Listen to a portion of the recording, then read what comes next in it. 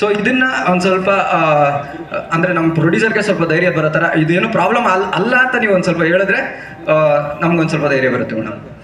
ನಿಮ್ಮ ನಿರ್ಮಾಪಕರಿಗೆ ಧೈರ್ಯ ಬರಲಿ ಅಂತ ಅಲ್ಲ ಅಂತ ಹೇಳ್ತೀನಿ, ಆದರೆ ಹೌದು. ಏನು ಅಂತಂದರೆ ಆರ್ಟಿಫಿಷಿಯಲ್ ಇಂಟೆಲಿಜೆನ್ಸಲ್ಲಿ ನಾವು ಯಾವುದೇ ಇಮೇಜನ್ನು ಕ್ರಿಯೇಟ್ ಮಾಡಲಿ, ಯಾವುದೇ ಶಬ್ದವನ್ನು, ಅದು ವಾಯ್ಸ್ ಓವರ್ ಆಗಿರಲಿ ಅಥವಾ ಮ್ಯೂಸಿಕ್ ಆಗಿರಲಿ, ಅದರದ್ದೊಂದು ಸಿಗ್ನೇಚರ್ ಇರುತ್ತೆ. ನಮಗೆ ಇಟ್ ಈಸ್ ನಾಟ್ ವಿಸಿಬಲ್, ನಮ್ಮ ಬರಿಗಣ್ಣಿಗೆ ವಿಷುವಲ್ ಗೊತ್ತಾಗದೇ ಇರ್ಬೋದು, ಅದರಲ್ಲೊಂದು ಸಿಗ್ನೇಚರ್ ಇರುತ್ತೆ ಅನ್ನೋದು ಅವರು ಅನುಮೋದಿಸ್ತಾ ಇದ್ದಾರೆ, ನನಗಿಂತ ಅವರು ತಜ್ಞರು. ಹಾಗಾಗಿ ಇಂಟರ್ನ್ಯಾಷನಲ್ ಸ್ಟ್ಯಾಂಡರ್ಡ್ ಪ್ರಕಾರ ನನ್ನ ಅರಿವಿಗೆ ಬಂದ ಹಾಗೆ ನಮ್ಮ ಭಾರತದಲ್ಲಾಗಲಿ, ನಮ್ಮ ರಾಜ್ಯದಲ್ಲಾಗಲಿ ಅಥವಾ ಜಗತ್ತಿನಲ್ಲಾಗಲಿ ಇನ್ನೂವರೆಗೆ ಆರ್ಟಿಫಿಷಿಯಲ್ ಇಂಟೆಲಿಜೆನ್ಸಿಂದ ತಂದದ್ದನ್ನು ಪರಿಗಣಿಸ್ತಾ ಇಲ್ಲ ಅಧಿಕೃತವಾಗಿ. ಇಲ್ಲಿ ಏನು ಬರೋದು ಅಂದರೆ ಕಾಪಿರೈಟ್ ಇಶ್ಯೂ ಅಂತ ಬರುತ್ತೆ. ಎಸ್ಪೆಷಲಿ ಮ್ಯೂಸಿಕ್ಕು ಭಾಳ ದೊಡ್ಡ ಕಾಪಿರೈಟ್ ಇಶ್ಯೂ. ಹಾಗಾಗಿ ಆ ಕಾಪಿರೈಟ್ ಯಾರಿಗೆ ಹೋಗಬೇಕು? ಆರ್ಟಿಫಿಷಿಯಲ್ ಇಂಟೆಲಿಜೆನ್ಸು ಹೇಗೆ ಸಂಗ್ರಹಿಸಿರುತ್ತೆ ಅಂದರೆ ಅದಕ್ಕೆ ಸ್ವಂತ ಬುದ್ಧಿ ಇಲ್ಲ. ಅದೇನು ಮಾಡುತ್ತೆ, ಬೇರೆ ಬೇರೆ ಮೂಲಗಳಿಂದ ತಗೊಂಡು ತನ್ನದೇ ಆದಂಥ ಯಾವುದೋ ಒಂದನ್ನು ಸೃಷ್ಟಿ ಮಾಡುತ್ತೆ. ಹಾಗಾಗಿ ನಿಮ್ಮ ಮ್ಯೂಸಿಕ್ಕನ್ನು ಯಾವ ಸ್ವರ, ಯಾವ ರಾಗ, ಎಲ್ಲಿಂದ ತಗೊಂಡಿದೆ ಅಂತ ಯಾರಿಗೆ ಗೊತ್ತದು? ಸೊ ಇಲ್ಲಿ ಸಮಸ್ಯೆ ಕ್ರಿಯೇಟ್ ಆಗುವಂಥದ್ದು. ನೀವು ಅದೇ ಸಿನಿಮಾನ ನಾಳೆ ಇದಕ್ಕೆ ಯೂಟ್ಯೂಬ್ಗೆ ಹಾಕಿದಂಥ ಸಂದರ್ಭದಲ್ಲಿ ಅಲ್ಲಿರೋದು ಆಲ್ಗರಿದಮ್ ಅದನ್ನು ಕಾಪಿರೈಟ್ ಅಂತ ರೆಕಗ್ನೈಸ್ ಮಾಡಬಹುದು, ಮಾಡಿದಾಗ ಮಾನಿಟೈಸ್ ಆಗಲ್ಲ ನಿಮಗೆ.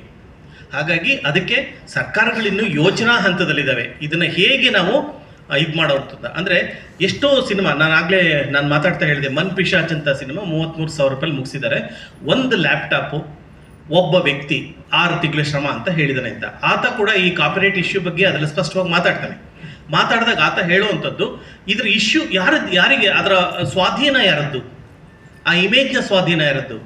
ಯಾವುದೋ ಒಂದು ಕಣ್ಣಿರ್ಬೋದು, ಒಂದು ಸಣ್ಣ ಭಾಗ ಇರ್ಬೋದು, ಎಲ್ಲಿಂದನೋ ಅದು ಎತ್ಕೊಂಡಿರುತ್ತೆ, ಅದಕ್ಕೇನು ಬರಲ್ಲ.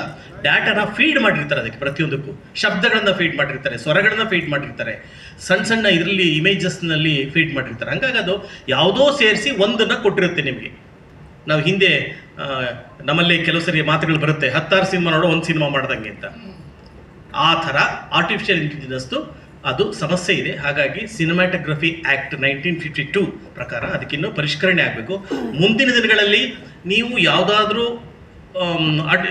ಕ್ಲಾಡ್ ಬಗ್ಗೆ ಹೇಳಿದರು, ಚಾಟ್ GPT ಬಗ್ಗೆ ಹೇಳಿದರು, ಹಿಗ್ಸ್ಫೀಲ್ಡ್ ಬಗ್ಗೆ ಹೇಳಿದರು, ಇದನ್ನು ನೀವು ಬೈ ಮಾಡಿ ಅದರ ಕಾಪಿರೈಟನ್ನು ಸಾಲ್ವ್ ಮಾಡಿಕೊಂಡ್ರೆ ಪ್ರಾಯಶಃ ಮುಂದೊಂದು ದಿನ ಅದು ಅಧಿಕೃತವಾಗ್ಬೋದು.